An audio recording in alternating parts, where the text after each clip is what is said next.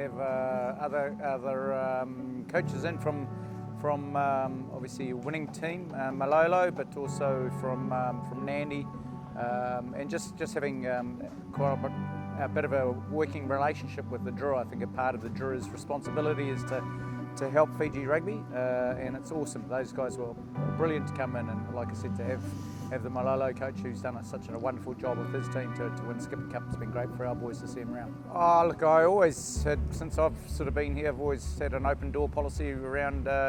Like I said, it's part of the Drua's responsibility to help the country and help the rugby. I know. So yeah, we're always open to anyone coming, not only coaches, obviously S&C, we've got a couple of S&C guys here as well, but physios or anyone that can make some time, it would be great to have them here. My name is Waisea Vucago. I'm head coach for Nadi at the beginning of the season. Happy to be given the opportunity to be part of this coaching staff, to be called in, to be part of this training for this week.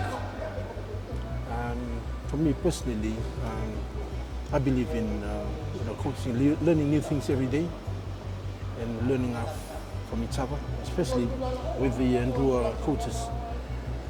First of all, for the team meetings, the things that we've never seen or learned before. So it's another step up for us. For me personally, I've learned a lot of things. And I'll ask David to speak on behalf of the coaches. Alright, thank you everybody. It's been an honor and a privilege for us to given the opportunity to come and learn. This is probably one of the first few times that we'll be doing it, but great opportunity, and thank you so much for the leadership and for allowing us to do this. Just probably one takeaway, I really admire and very impressed with the bond that we have here. Very welcoming. We feel so home when we got here.